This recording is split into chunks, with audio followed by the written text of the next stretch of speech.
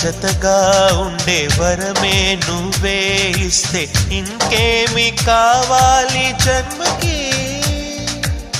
మచ్చలేని చంద్రుడిని మాట రాక చూస్తున్నా, వరస కాని బంధుని చొరవ చేసి అంటున్నా, ఇంకెప్పుడు ఒంటరినని అనరాదని, నీకు సొంతం అంటే నేనేనని. కొమ్మ కొమ్మ విన్నావమ్మ కోయిల వస్తుంది, వస్తూ వస్తూ తనతో వెన్నెల వెలుగులు తెస్తుంది. ఏవమ్మ మరుమల్లి తోరణాలు కడతావా, చిలకమ్మ ఎదురేగి స్వాగతాలు చెబుతావా.